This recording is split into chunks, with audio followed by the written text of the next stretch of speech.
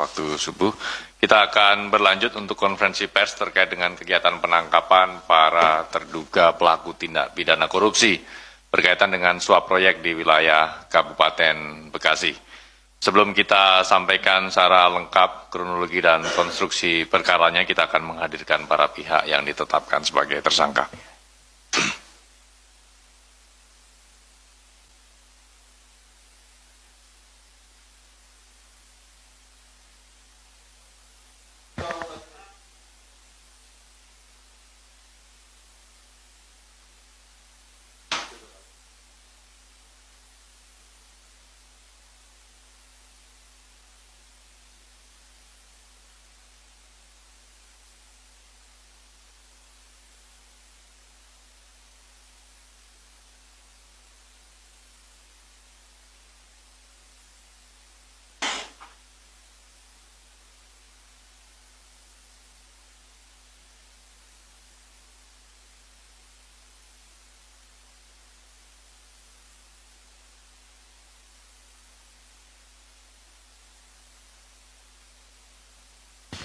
Baik, cukup teman-teman. Silakan bisa kembali ke tempat.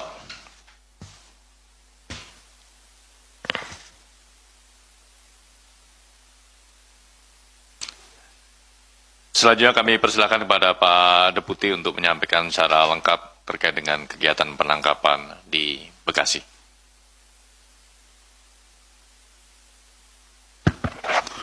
Baik, terima kasih Mas Jubir. Bismillahirrahmanirrahim. Assalamualaikum warahmatullahi wabarakatuh. Waalaikumsalam. Selamat pagi dan salam sejahtera bagi kita sekalian. Yang saya hormati Mas Jubir, yang saya hormati, saya cintai dan saya banggakan rekan-rekan jurnalis yang membersamai kami dari sejak kemarin, tadi malam berikutnya, dan sampai pagi hari ini.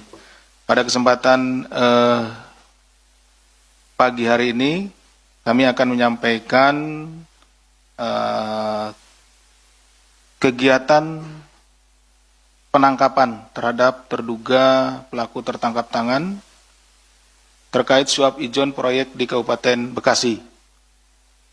Pada kesempatan ini KPK akan menyampaikan hasil kegiatan tertangkap tangan terkait dugaan tindak pidana korupsi berupa penerimaan hadiah atau janji oleh penyelenggara negara di pemerintah Kabupaten atau Pemkab Bekasi.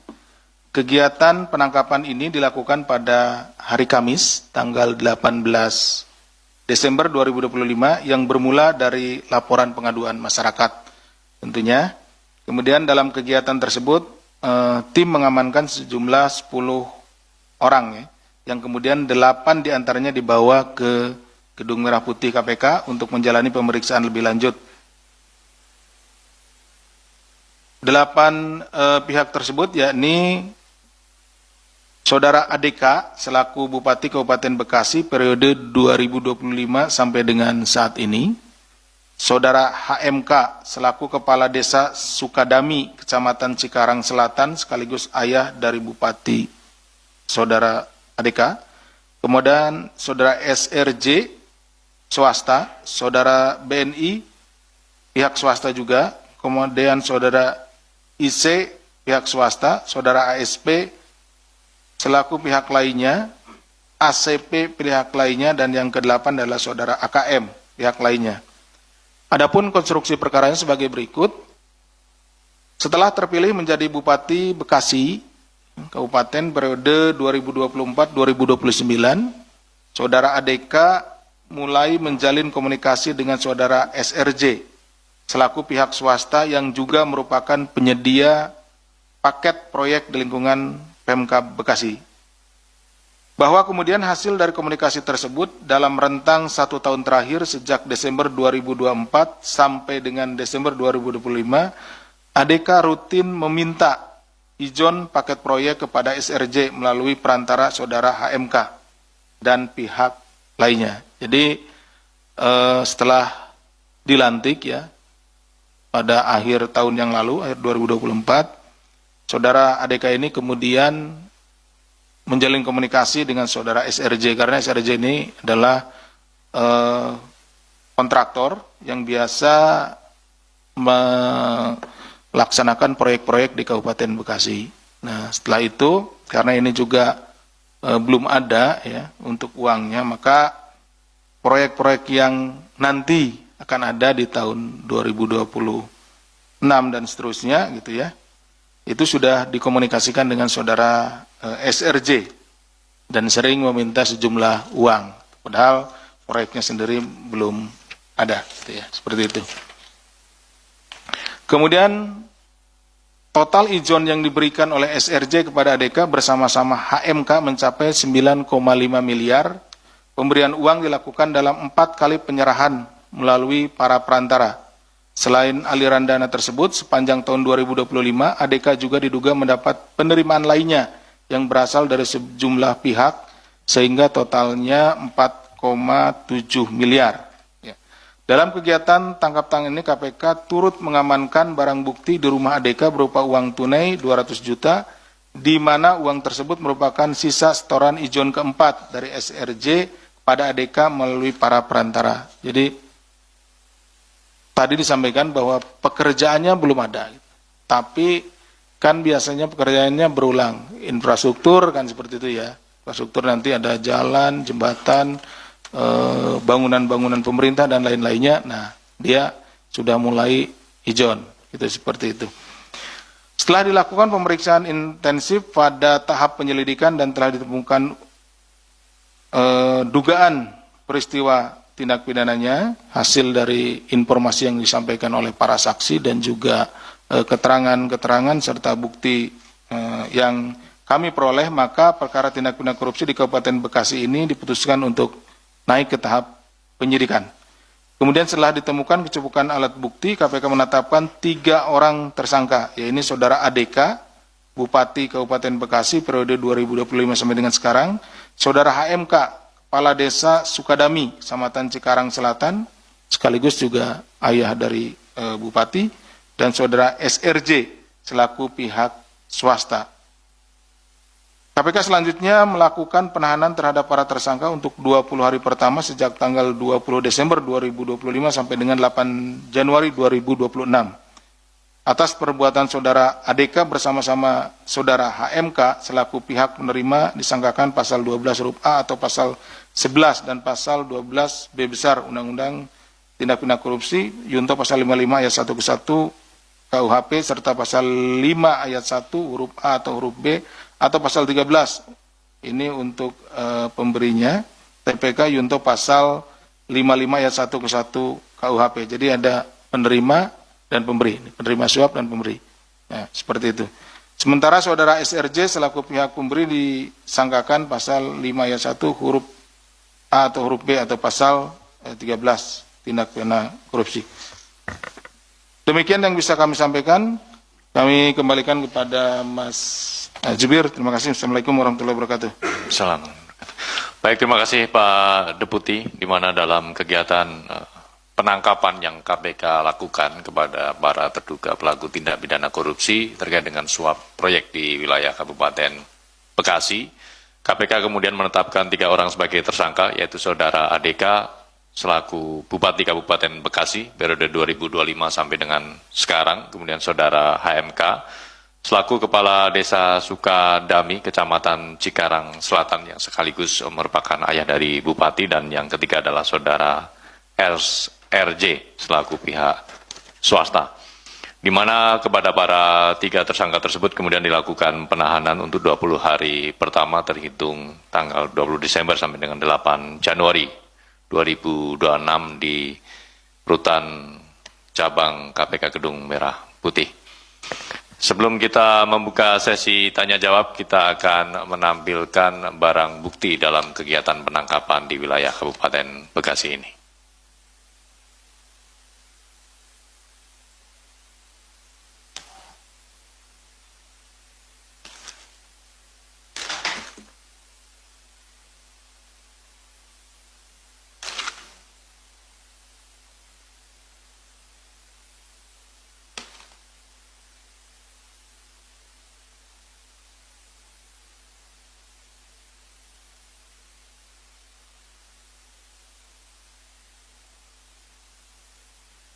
Adapun barang bukti ini senilai 200 juta rupiah yang diamankan di rumah saudara ADK yang merupakan sebagian dari atau sisa setoran ijon proyek yang keempat dari saudara SRJ selaku pihak swasta kepada Bupati.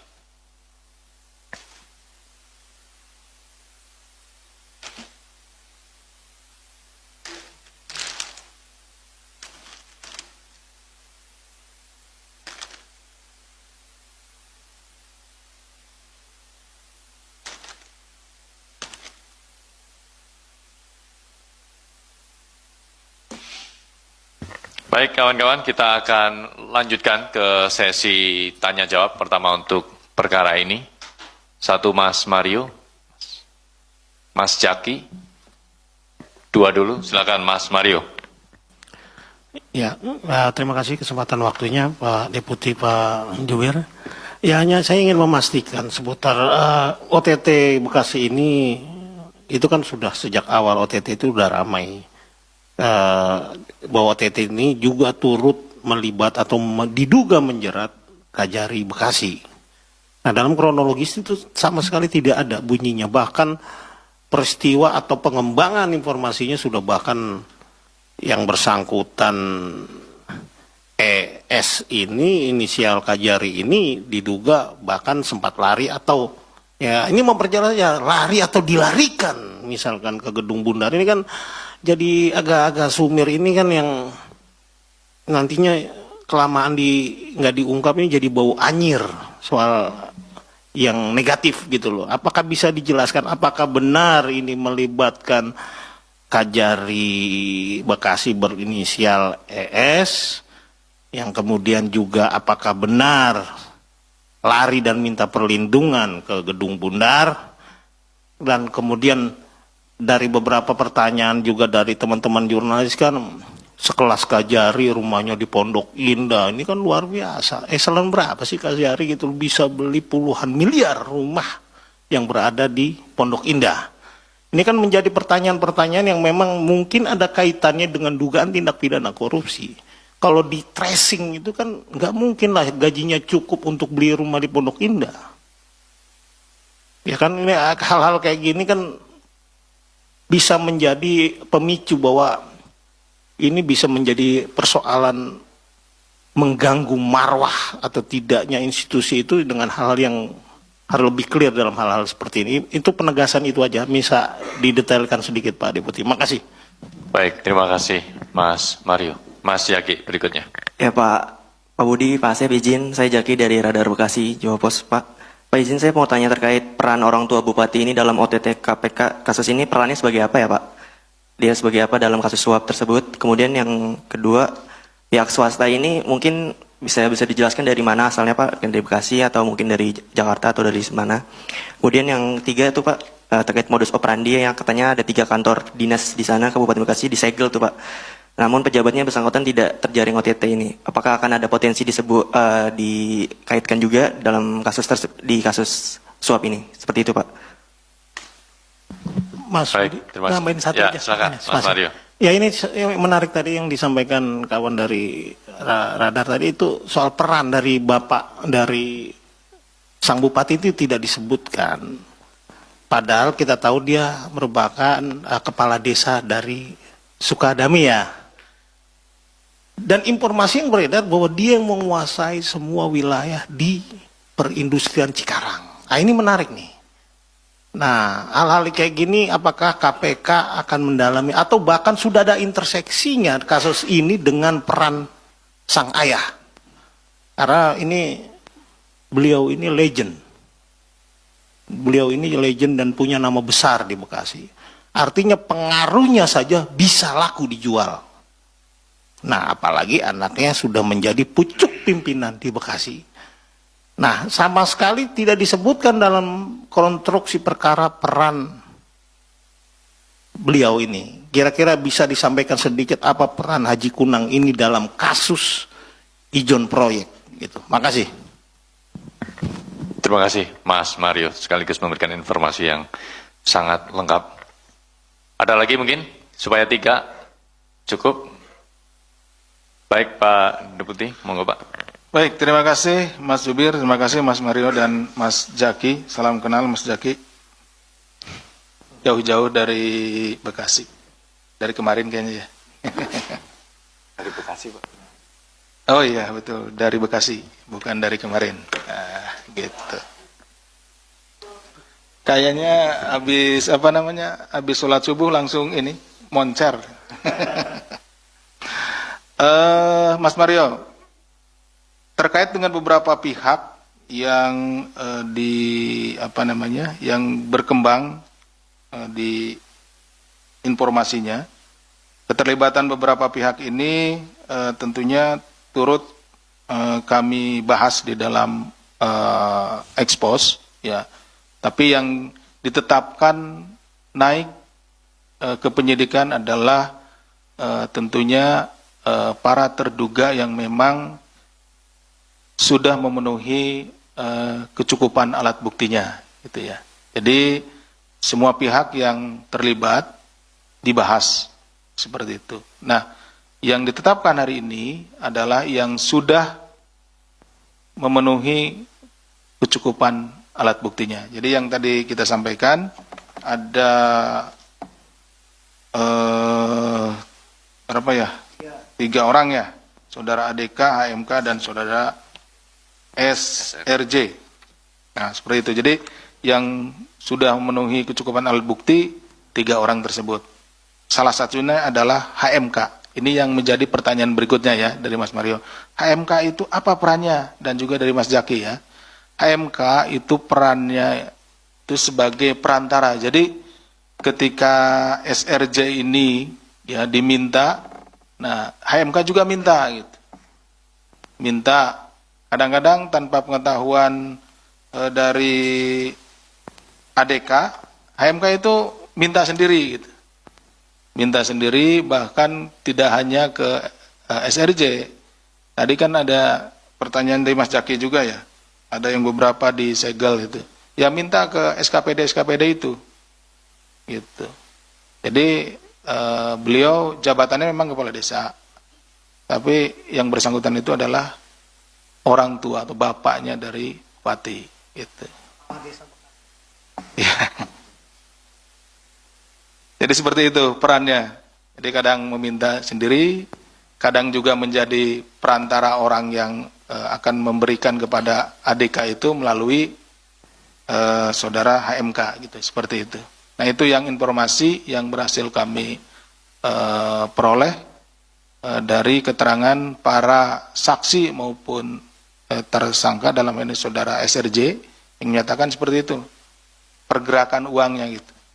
Jadi HMK sendiri ya mungkin karena orang melihat bahwa yang bersangkutan ada hubungan keluarga gitu kan ya. Jadi bisa melalui HMK gitu. Orang juga pendekatan melalui HMK gitu, seperti itu. Itu ya Mas Jaki. Kemudian terkait dengan peran orang tua sudah, pihak swasta dari mana? Pihak swasta di sini itu kebanyakan dari Bekasi ya. Seperti yang saudara RSJ sejauh ini informasinya yang kami terima adalah dari Bekasi sendiri. Tentunya ada beberapa pihak karena kalau penyedia barang maupun juga pelaksana proyek itu kan bisa dari kota-kota sekitarnya. Apalagi Bekasi kan berbatasan dengan Jakarta. Tuh, bisa dari Jakarta datangnya, kemudian bisa dari Karawang gitu kan, seperti itu. Nah, lintas. Gitu. Demikian mungkin Mas Jubir. Baik, terima kasih Pak Deputi yang telah menjelaskan secara lengkap pertanyaan dari Mas Mario dan Mas Jaki dari Bekasi, Radar Bekasi, Jawa Pos. Dari tadi? Oh, dari tadi. Iya, dari tadi. Ada Baik, terima kasih Pak. ya. Selanjutnya Mas Ade, ada lagi? Mas Ade dulu. Oke, silakan Mas Ade dari Tempo. Selamat pagi Pak Asep, Mas Budi. Mau penegasan aja Pak, kan rumah Kajari Bekasi ini sudah disegel ya sama KPK ya. Ada 2 titik kalau menurut informasi yang kami terima.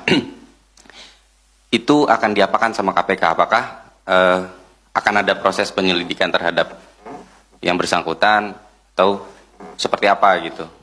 Sama tadi melanjutkan juga yang pertanyaan rekan tadi yang soal kepala dinas yang belum terjawab Pak, itu disegel, itu kan artinya ada upaya dari KPK. Nah itu seperti apa gitu statusnya dari kepala-kepala dinas ini? Ada dua ya, dua kepala dinas. Terima kasih. Baik, terima kasih Mas Ade yang dari Tempo dan dari kemarin Mas Ade ya. Baru hari ini, oke. Ada lagi teman-teman? Sebenarnya sudah mewakili semua pertanyaan kawan-kawan, Pak Deputi. Terkait Kayaknya dengan sudah apa namanya ngantuk sama kayak gitu juga. Baik, dari Mas Ade, dari Gang Potlot pasti. Oh betul, kakaknya di sana.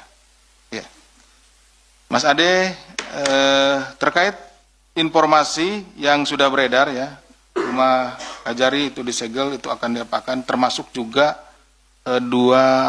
tiga SKPD ya, tadi disampaikan Mas Jaki ya. Nah, jadi penyegelan itu dilakukan pada saat melakukan penangkapan ya terhadap para terduga. Itu dalam rangka menjaga status quo. Jadi supaya tidak ada yang berubah, tidak ada yang memindahkan barang atau apapun yang ada di ruangan tersebut, sehingga kita segel lah.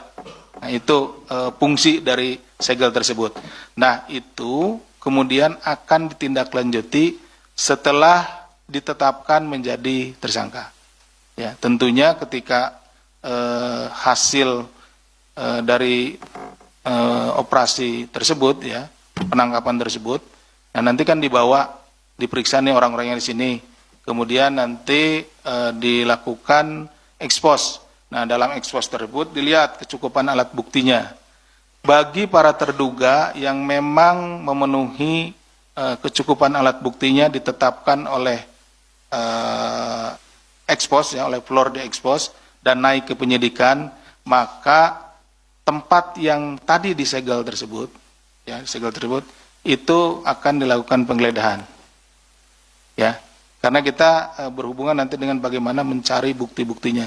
Tetapi bagi pihak-pihak yang dibawa ke sini ataupun tidak dibawa ke sini, gitu ya, atau belum dibawa ke sini dan diduga ya, awalnya diduga ya, pelaku tindak pidana korupsi, tapi kemudian kecukupan alat buktinya tidak mencukupi, ya, tidak mencukupi alat buktinya, artinya tidak bisa ditetapkan atau belum bisa ditetapkan sebagai tersangka karena kekurangan alat buktinya, maka terhadap propertinya yang disegel tentunya kita akan buka. Kenapa? Karena ya tadi tidak cukup buktinya, itu seperti itu, belum dinaikkan sebagai tersangka. Bisa dipahami ya, Mas Ade? Oke, makasih. Cuma satu kan? Enggak, itu kayaknya Ada lagi, Mas Mari? belum menjawab itu. Yang dinas. Bukan, itu mempertegas pertanyaan Ya. si Ade Tempo tadi, itu kan disegel. Ya, Alasan menyegel kan tadi dikatakan Ya. terduga. ya, Dalam KUHAP itu kan ada indikasi bahwa Ya. ada petunjuk di sana. betul.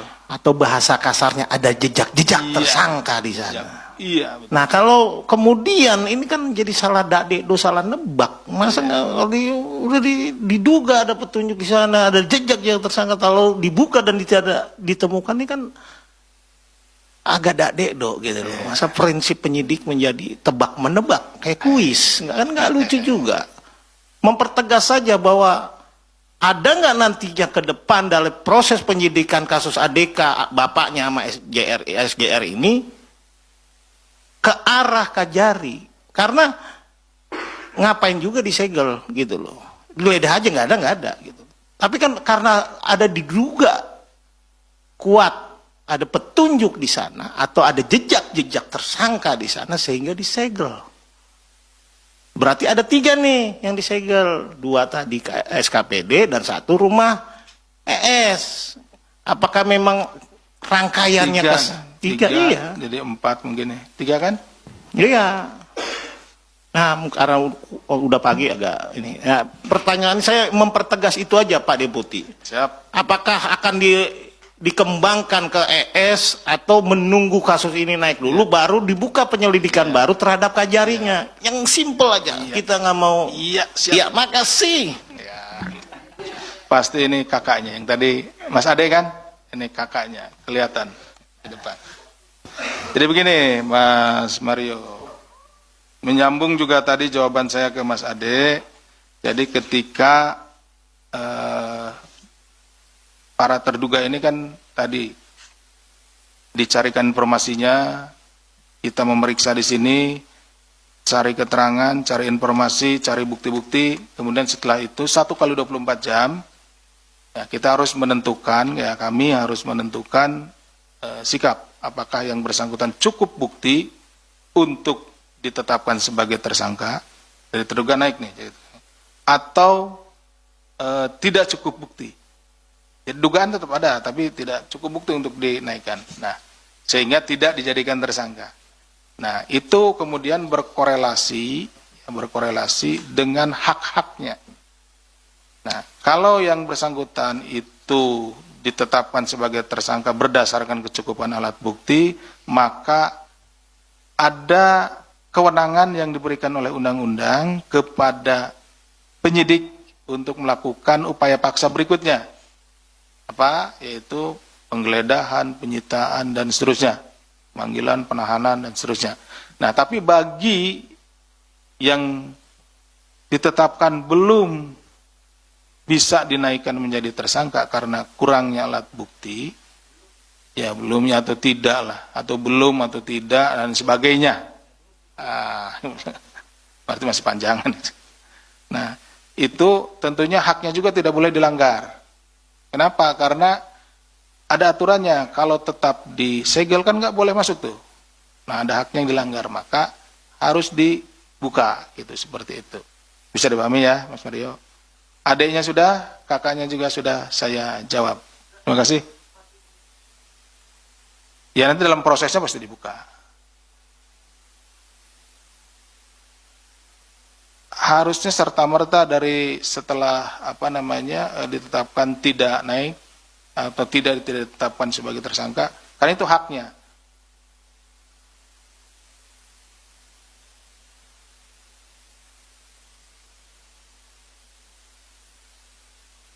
Ya belum dong. Kenapa? Karena kalau harta kekayaan seseorang itu bisa saja dari waris atau hal lain yang sumber-sumber yang sah gitu. Ya bisa. Gitu Mas Budi. Baik, terima kasih Pak Deputi. Mas Ade, Mas Yaki, Mas Mario semuanya sudah lengkap Selesai ya? terjawab ya. Ya. Selesai. Mari.